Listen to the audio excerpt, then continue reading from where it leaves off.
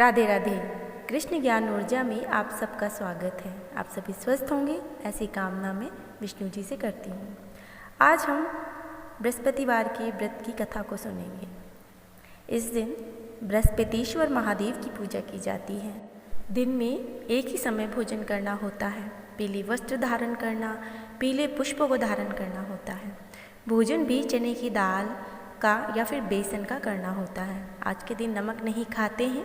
पीले रंग के फूल, चने की दाल, पीले कपड़े, पीले चंदन से पूजा करनी होती है। पूजन के पश्चात कथा अवश्य सुननी होती है। इस व्रत को करने से बृहस्पति जी अति प्रसन्न होते हैं तथा धन और विद्या का लाभ होता है। स्त्रियों के लिए यह व्रत अति आवश्यक होता है और आज के व्रत में केले का पूजन करना अति आवश्यक माना गया है। तो आइए कथा को प्रारंभ करते हैं कि एक दिन इंद्र देवता बड़े अहंकार से अपने सिंहासन पर बैठे हुए थे और बहुत से देवता, ऋषि, गंधर्व, किन्नर आदि सभा में उपस्थित थे। जिस समय बृहस्पति जी वहाँ आए तो सबके सब उनके सम्मान के लिए खड़े हो गए, परंतु इंद्र तो गर्व के मारे खड़ा ही नहीं हुआ और यद्यपि वह सदैव उनके आदर किया करता था। बृहस्पति जी अपना अनादर समझते हुए वहाँ से उठकर चले गए। तब इंद्र को बड़ा शौक हुआ कि मैंने गुरु जी का अनादर कर दिया, यह तो मुझसे बड़ी भारी भूल हो गई।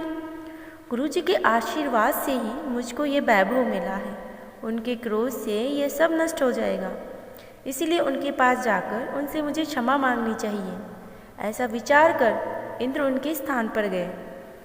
जब बृहस्पति जी ने अपने योग बल से यह जान लिया कि इंद्र क्षमा मांगने के लिए यहाँ आ रहा है, तब क्रोधवश उससे भेंट करना उन्होंने उचित नहीं समझा और वह अंतर ध्यान हो गए। जब इंद्र ने बृहस्पति जी को ना देखा तो निराश होकर वापस लौट आया। जब दैत्यों के राजा वृषवर्मा को यह समाचार विदित हुआ तो उन्होंने अपने गुरु शुक्राचार्य की आज्ञा से इंद्रपुरी को चारों तरफ से घेर लिया। गुरु की कृपा न होने के कारण देवता हारने व मार खाने लगे। तब उन्होंने ब्रह्मा जी को विनयपूर्वक सारा वृतांत कह सुनाया और कहा कि महाराज, दैत्यों से किसी प्रकार बचाइए। तब ब्रह्मा जी कहने लगे कि तुमने बड़ा अपराध किया है जो गुरुदेव को क्रोधित कर दिया। अब तुम्हारा कल्याण इसी से हो सकता है कि त्वष्टा ब्राह्मण का पुत्र विश्वरूपा बड़ा तपस्वी और ज्ञानी है, तुम उसे अपना पुरोहित बनाओ तो तुम्हारा कल्याण हो सकता है। इतना सुनते ही इंद्र त्वष्टा के पास गए और बड़े ही विनीत भाव से त्वष्टा से कहने लगे कि आप हमारे पुरोहित बनिए जिनसे हमारा कल्याण हो। तब त्वष्टा ने उत्तर दिया कि पुरोहित बनने से तपोबल घट जाता है, परंतु तुम बहुत ज़्यादा विनती कर रहे हो, इसलिए मेरा पुत्र विश्वरूपा पुरोहित बनकर तुम्हारी रक्षा करेगा। विश्वरूपा ने पिता की आज्ञा से पुरोहित बनकर ऐसा यत्न किया कि हरि इच्छा से इंद्र वृषवर्मा को युद्ध से जीतकर अपने सिंहासन पर स्थित हुआ। विश्वरूपा के 3 मुख थे।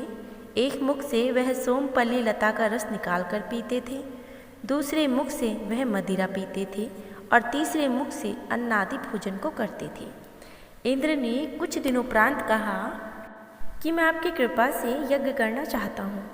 जब विश्वरूपा की आज्ञा अनुसार यज्ञ प्रारंभ हो गया तो एक दैत्य ने विश्वरूपा से कहा कि तुम्हारी माता एक दैत्य की कन्या थी, इस कारण हमारे कल्याण के निमित्त एक आहुति दैत्यों के नाम भी दे दिया करो तो अति उत्तम बात होगी।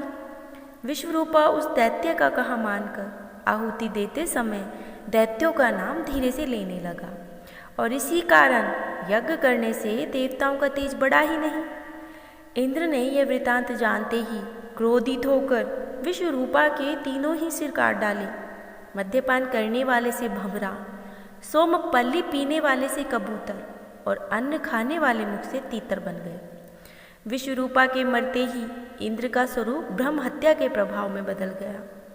देवताओं के 1 वर्ष पश्चाताप करने पर भी ब्रह्म हत्या का पाप नहीं छूटा तो देवताओं के प्रार्थना करने पर ब्रह्मा जी बृहस्पति के सहित वहाँ आए। उस ब्रह्म हत्या के 4 भाग किए, उनमें से 1 भाग पृथ्वी को दिया। इस कारण कहीं कहीं ऊंची, कहीं कहीं नीची, बीज बोने के लायक पृथ्वी नहीं है। साथ ही ब्रह्मा जी ने वरदान दिया कि जहाँ पृथ्वी में गड्ढा होगा, कुछ समय पाकर वह स्वयं ही भर जाएगा। दूसरा वृक्षों को दिया गया, जिसमें उनमें से गोंद बनकर बहता है। इस कारण गूगल के अतिरिक्त सब गोंद अशुद्ध समझे जाते हैं। साथ ही वृक्षों को वरदान दिया गया कि ऊपर से सूख जाने पर जड़ फिर से फूट जाएगी। तीसरा भाग स्त्रियों को दिया। इसी कारण स्त्रियां हर महीने रजस्वला होकर पहले दिन चांडालिनी, दूसरे दिन ब्रह्मघातिनी, तीसरे दिन धोबिन के समान रहकर चौथे दिन शुद्ध होती हैं और संतान प्राप्ति का उनको वरदान दिया गया। चौथे भाग जल को दिया गया, जिसमें फेन और सिवाल आदि जल के ऊपर आ जाते हैं। जल को वरदान दिया गया कि जिस भी चीज़ में डाला जाएगा उसका बोझ में बढ़ जाएगा। इस प्रकार इंद्र को ब्रह्म हत्या के पाप से मुक्त किया गया। कहते हैं जो मनुष्य आज के दिन इस कथा को पढ़ता या सुनता है, उसके सारे पाप बृहस्पति जी महाराज की कृपा से स्वतः ही नष्ट हो जाते हैं। इसके बाद बृहस्पति जी की आरती करने का विधान है। ओम नमो नारायण।